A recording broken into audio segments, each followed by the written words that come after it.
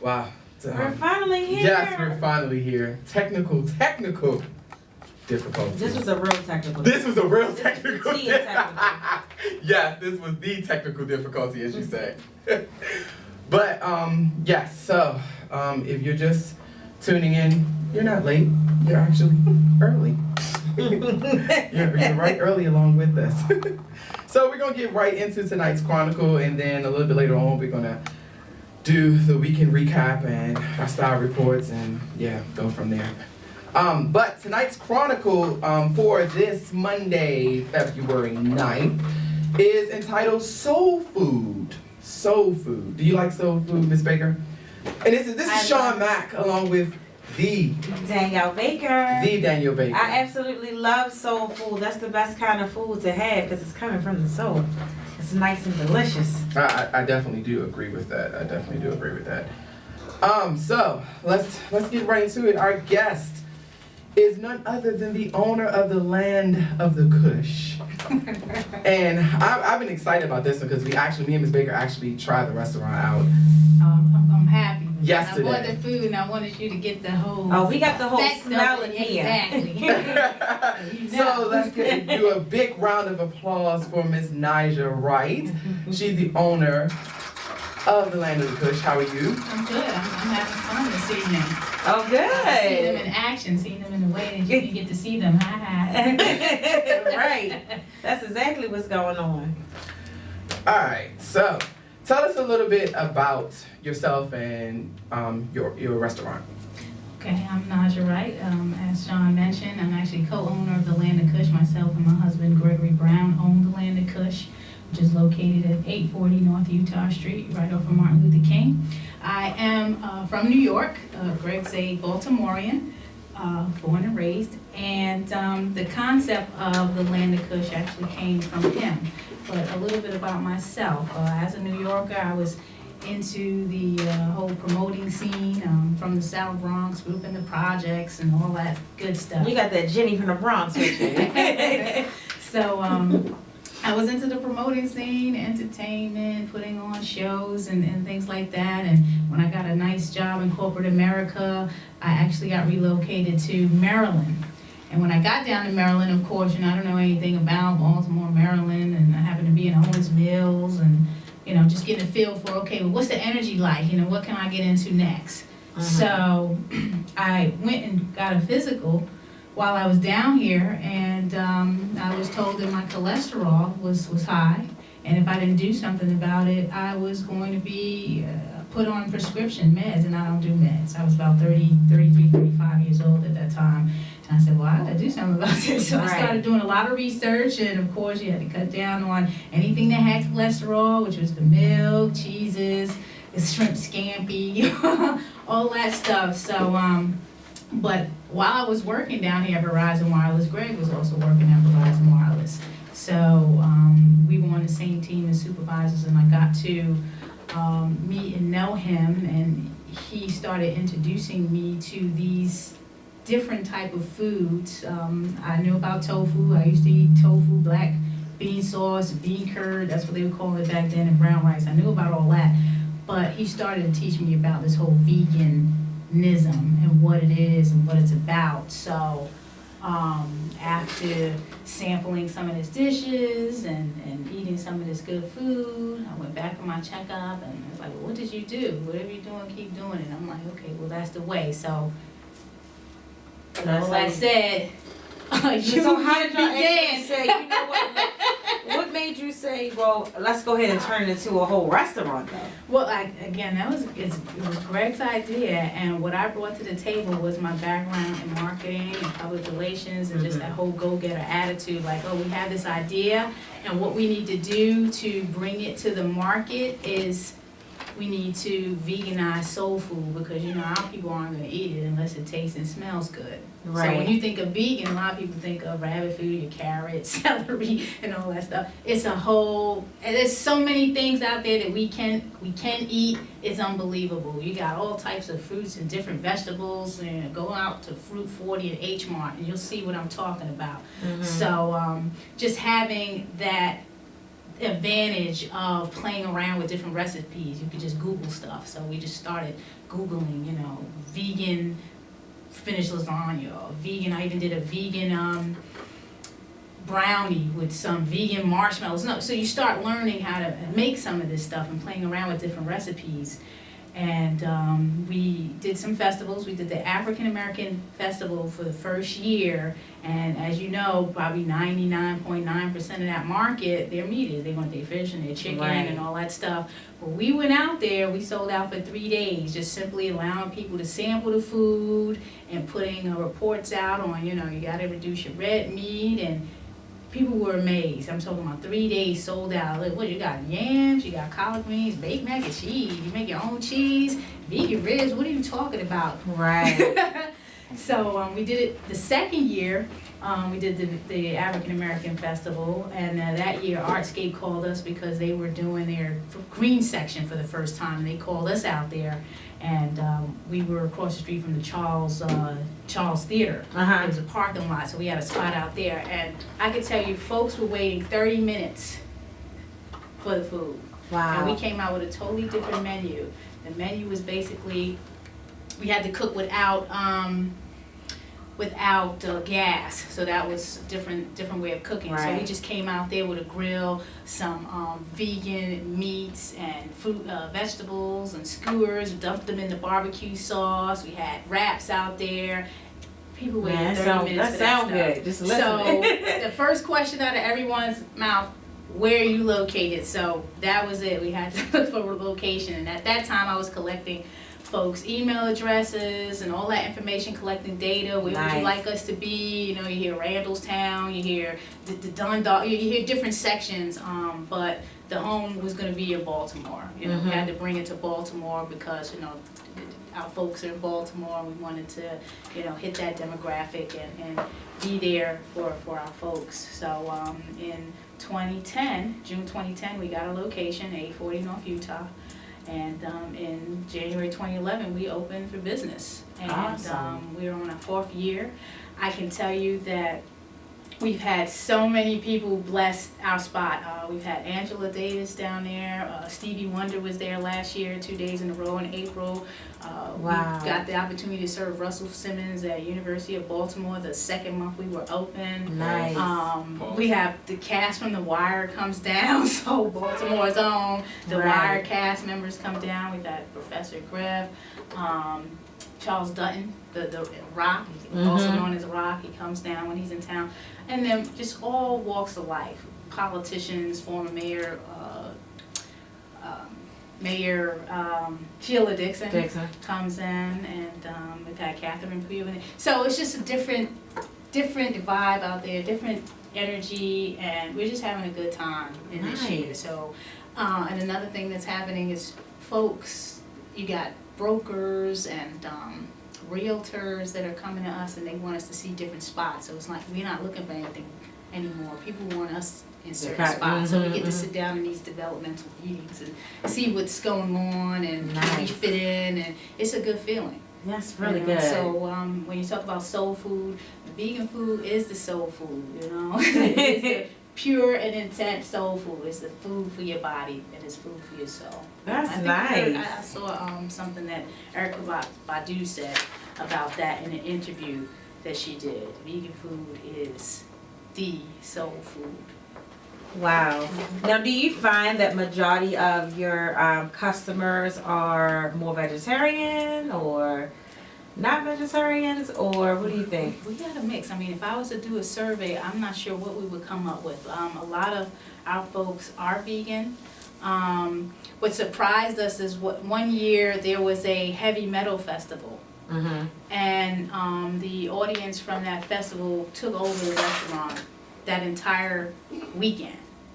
It was ridiculous up in there. It was just, you're talking about lines outside the door. Our regular customers like, what? I mean, we never had to wait this long, but we didn't know that was the market. Like their vegan market, and they want the food. Well, basically, what's like your top seller? Like, what is the most requested meal or dish? I'm so glad. I was waiting for you to ask that question. Our vegan barbecue ribs our top seller, along with the collard greens and the mac and cheese. Wow. If Writing that any of down. those things that we're out of, could be a riot up in there. Oh my goodness. And do you have any personal favorites?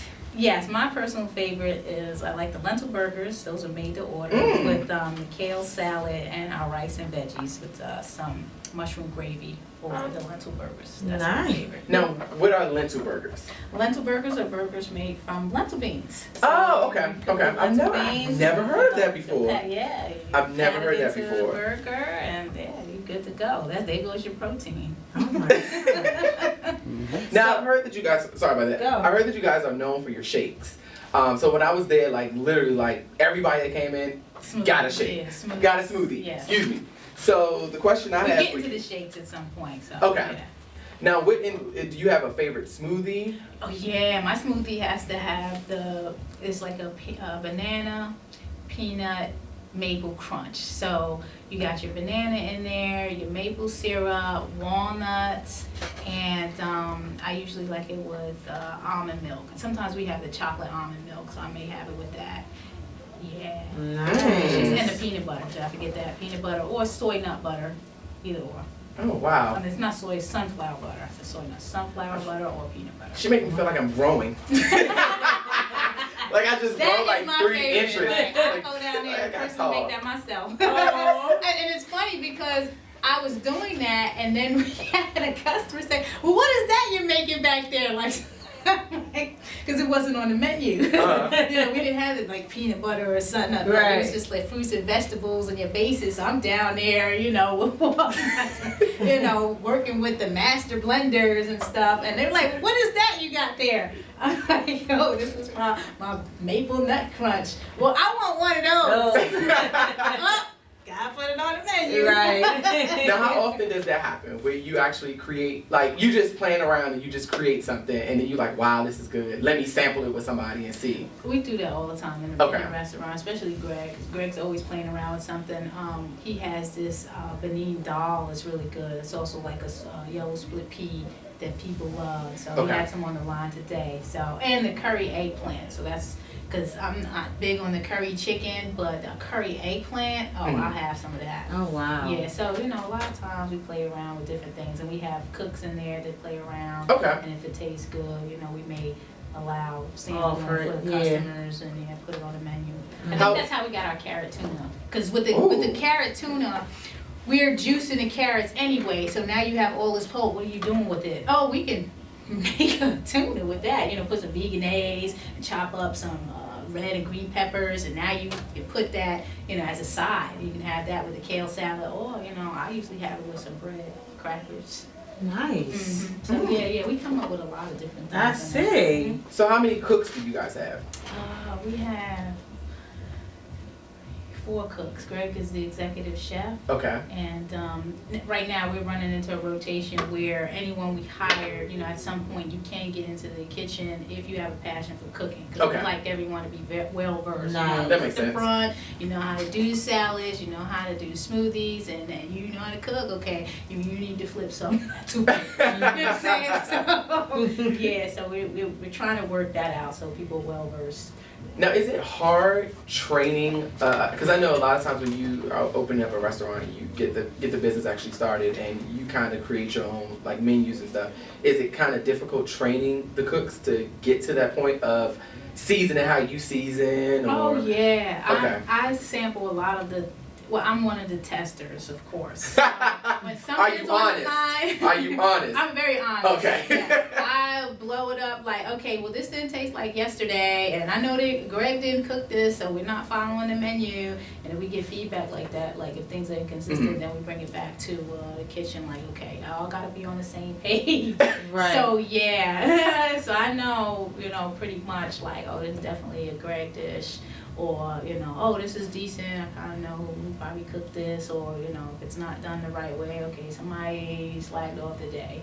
Wow. And you know, it's funny because I've always wanted to know that. Like, in a restaurant, how's the training process? Because you're not going to tell me every single day you come in. Because, you know, all of us have our bad days at work. And you're not going to tell me every single day you come in here and them collard greens on point every single day. It got to be one day. Our customers will let us know. They'll say, you know, we have I can tell you, we have over 1,000 loyal customers, and I can tell you that because we have a special rewards program where customers sign up, and I can see based on the data who comes in, how frequently, and they complete surveys, and they'll be very honest, like, hey, you know, this is what's going on, and you know, so that's so good though. Yeah. That's real I mean, good. because you're only gonna stay in business with your, you know, if you have customers. Right. I mean, that's the only way. And then you gotta appreciate the repeat customers. A lot of times we work with these businesses or we patronize businesses, and they're concerned about getting the new customers. Well, the repeat customers are the one that's consistently keeping you in business, so you gotta reward them. So yeah, you get $1 for every point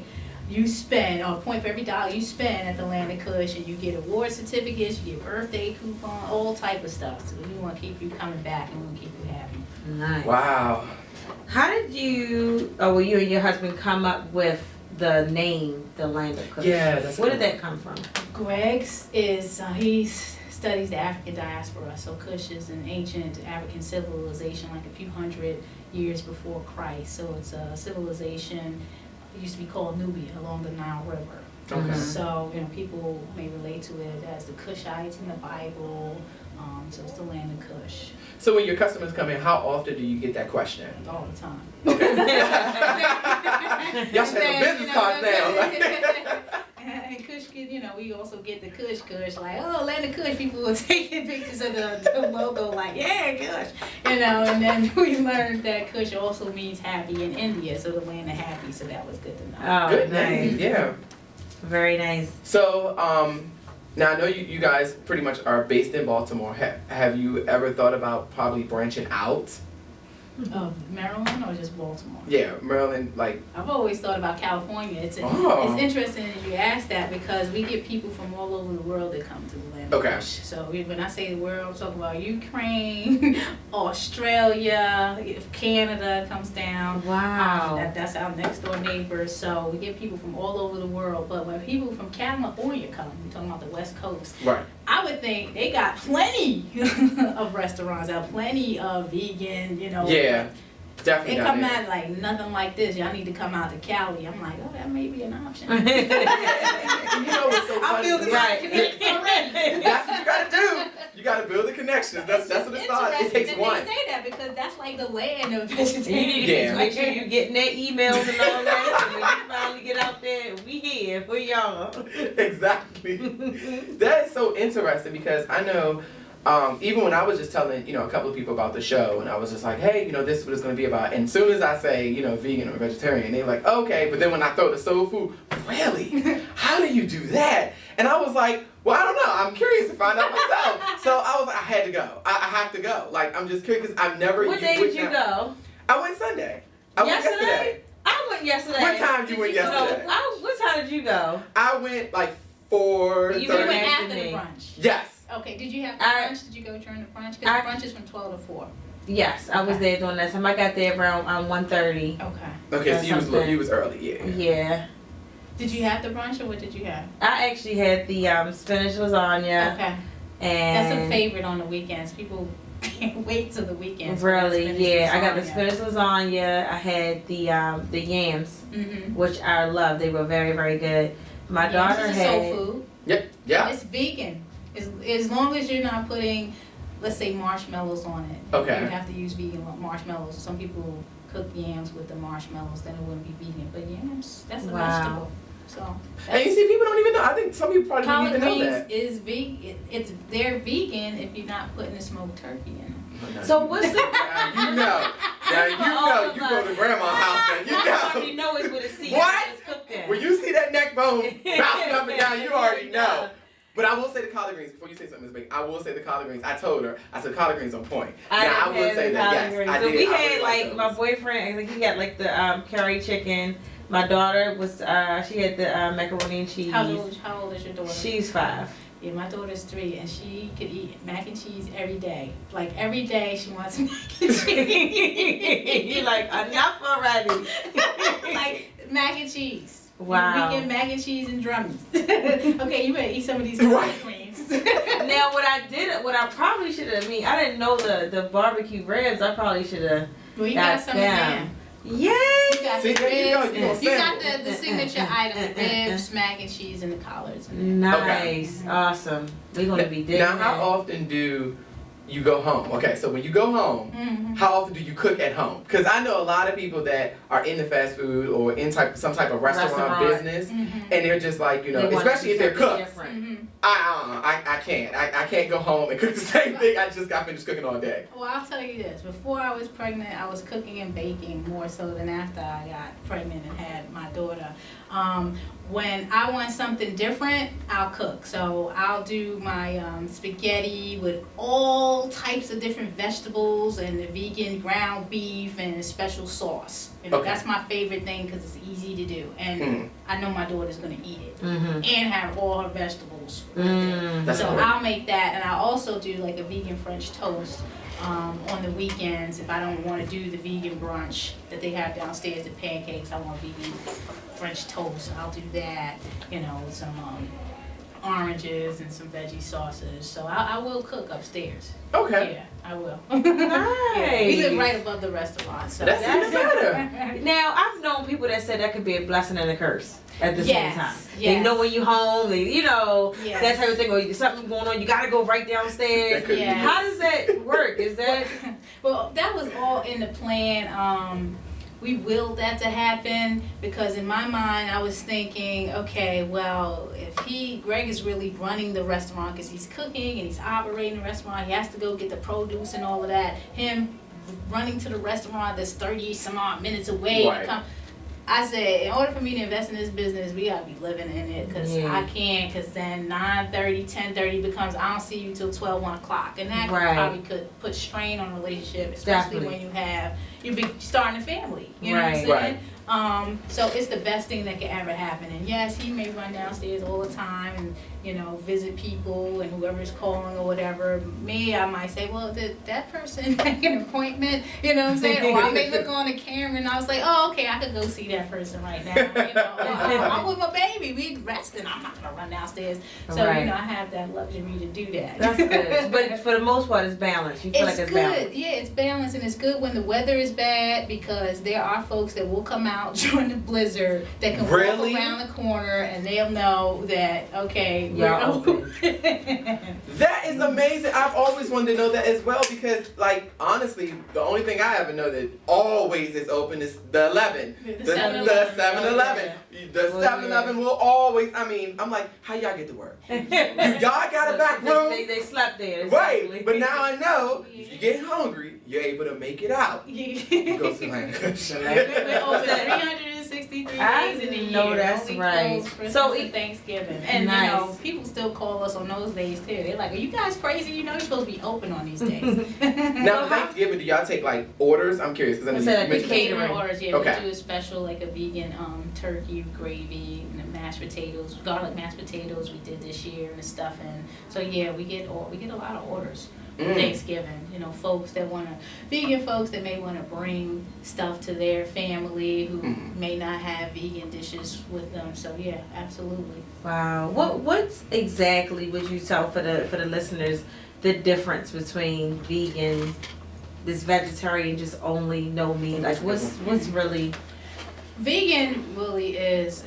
your compassion is really for the animals. Okay, so anything that's that has to do with cruelty to the animals, that's a true pure vegan. So you're not going to wear leather, you're not going to wear wool, goose down jackets, silk, anything that was made from an animal. That's a true vegan. Okay. Vegetarian, we have pure vegetarians out there where it's just plant-based. And then there's this thing with some vegetarians they eat eggs and dairy. My definition of a pure vegetarian is it's plant-based. You're just eating your fruits and vegetables. It's all plant-based with your grains, your beans, the because a lot of times people take the term and they're like, I'm vegetarian, but I eat chicken and fish. You cannot be vegetarian if you eat chicken and fish. Yeah. It's unheard of. Exactly. And then fish is pescatarian. That's what you are if you eat fish. Mm-hmm. Okay, if you eat fish and chicken, then you don't fall into any of those categories. So, yeah.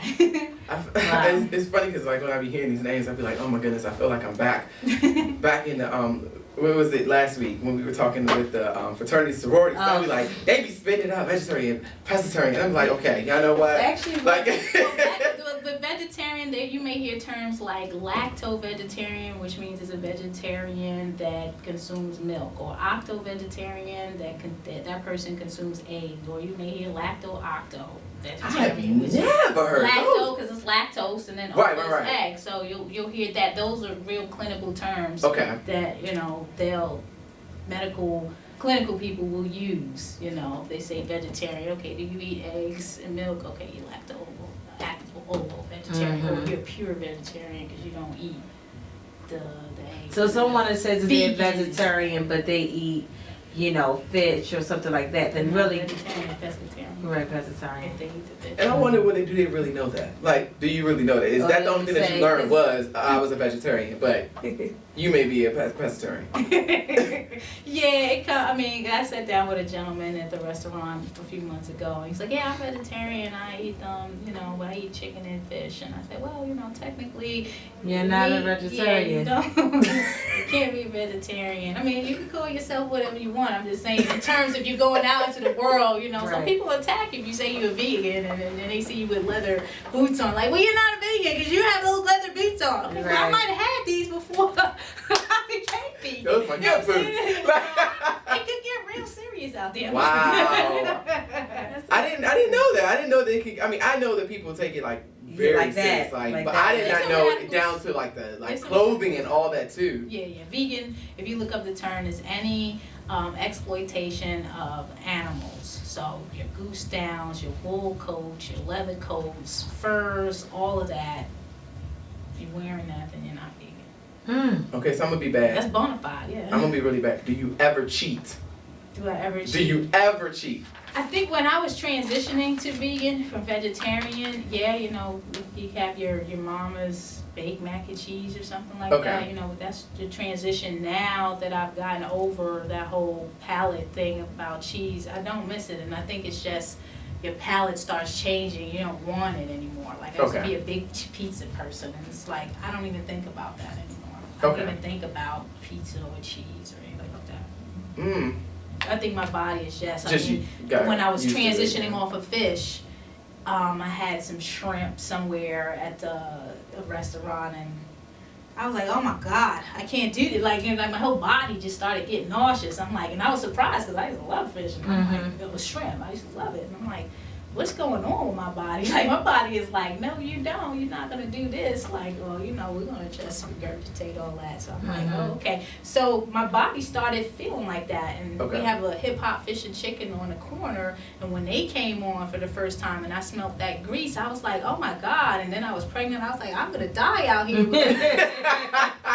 I didn't think I would be able to bear it because it was just overwhelming. Then I got used to it. I was like, okay, it's not too bad, but I was really nauseous smelling Wow. that. I know that has to be tough. I can just imagine. Like, I mean, even down to just getting it there. I think it's a mental thing when you're not really, you've never tried it, and I've never tried, vegan food before. I've always heard about it. And I always heard Yesterday that was my first Yeah, time. that was my first time. Now, I've Yes. seen it before, but I think it's just that mental thing. Like, is it going to taste the same? Is it going to taste differently? What to prepare myself? It's your palate. Yeah. That's all it is. You're used to certain tastes, and I grew up on the oxtails and all that, so I know how all that tastes. Mhm. Like I said, I did say I came from the project, so Right. I wasn't doing the chitlin things or whatever, but I've had liver and the oxtails and your fried chicken. I had all of that, so I know how all that tastes.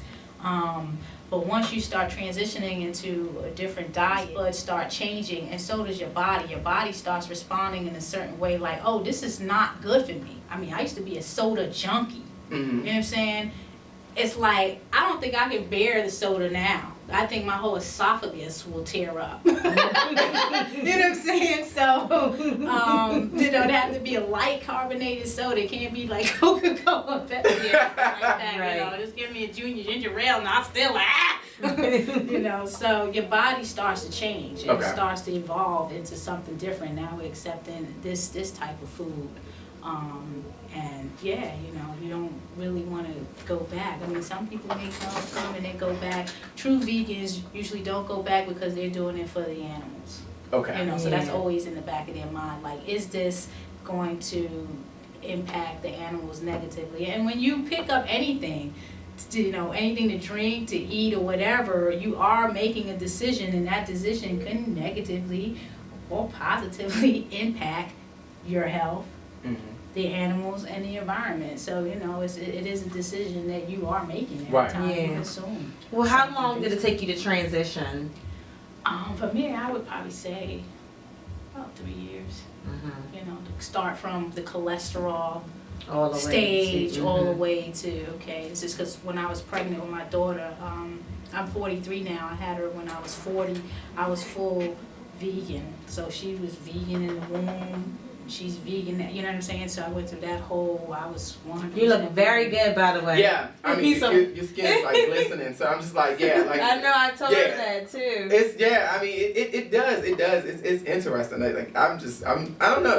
I don't know if I can go there. I don't know. I have to get used to it though. I think. And you If you have to think- want to do it. Yeah, your body is a temple. That's If you true. look at it That's that true, way, too. your body is a temple.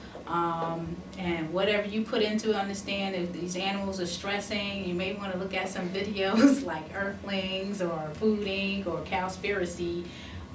When you see what these animals go through, just understand those are the stresses that you are putting into your body. Mm. Mm. You see what I'm saying? You are under stress. No wonder we're running around with all this stress. That animal has, you know, seen his peeps get murdered, killed, heard them screaming. Understand they have those feelings too. We may not think that way, but just Right. understand, you know, if you look at some of these videos, you'll begin to see a little differently, like, wow, it's really serious. Like a mother, let's say a cow is being milked, so they're falsely impregnated so they can produce milk for us, the only species that drinks another animal's milk. So they're producing this milk for us while their baby calf is being hauled off to sit in some cage somewhere so it can be veal. You know, so when you Right. actually looking at all this stuff, you know, sometimes, you know, people get a little sensitive and they're like, okay, whoa, I didn't know it was like that. Like, yeah, it's like that. Do you realize we're the only mammals drinking some other mammal's milk? Like, people are afraid to breastfeed their baby, and that's a natural thing. Yeah.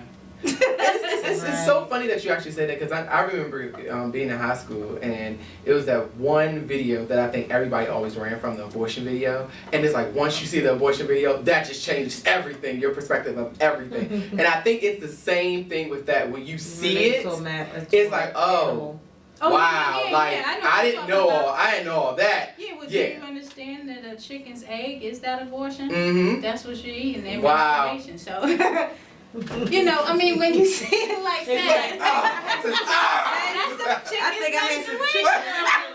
chicken You didn't know that? Yes, I know that you don't want to think about it. You don't want to think about it. I don't want to think about it. You know, I'm just saying that's what it is. I just had a burger too, and it's just like, that's why it's mad cow I'm disease. just here to, I mean, that's what y'all have me here for, right? No, but educate us. Yes. We don't know. Yes, I mean, no, it's actually good, good information, because I think that's the problem. A lot of people, you hear other people talk about it, but a lot of people are not educated in what they really are. So, I mean, like you say, they may actually not even be a vegetarian, but it's just, I'm just hearing other people saying, oh, this is what somebody actually told me what I am. So it's like you're cutting off stuff from your diet, but technically you're not 100%. You're only Right. maybe, I would say like 70% or something. But any contribution to your health, saving some animals and helping the planet is a contribution. Now, some radical vegans may not feel the same way, but it's a contribution. Right. And everybody if they're trying to become vegan or on a journey to become vegan, you have to really do it your way. Some people could do it overnight, and, or like me, I had to learn, look at a couple things and, personal stuff like, well, I gotta have my cheese or whatever, you get over whatever you're gonna get over. But I think, just to be conscious of it. Yeah. What you're eating is impacting yourself, the animals, and the planet. And I think if you're conscious of that, then when you look at what you're eating and making that decision, you'll know, like, I know I'm gonna eat this burger and the cow suffered, you'll know. Right. Should I really do this, or should I get a veggie burger or something? Right. Or do I need to learn a little bit more about this, and is that where my passion is? Is that what I want to do? Right. You see what I'm saying? It's all about when you're your journey to veganism, is this something that you consciously want to do? Is it about you, just you and your health, or is it about, the whole picture? Okay. So how important is it for you teaching your daughter, and just like, I'm pretty sure you have a lot of other youth that, come there, or parents that bring their children there. How important of a message is, as far as like your restaurant is concerned, and just eating healthy and eating the right things, putting the right things in your body, how important is that with today's youth? Because honestly, that's who need that. Those are the ones that you need to educate now and build up. I'm glad you said that. I mean, we're living in a time where our youth aren't getting the exercise that they need. I mean, you see everyone sitting on the couch, they're playing their Wii, their the Xbox, and very little movement, and they're eating all types of stuff for breakfast that I don't believe these parents are actually feeding them, chicken nuggets in the morning, or whatever nuggets in the morning. Oh, wow. Definitely not brain food. I'm sorry, it isn't.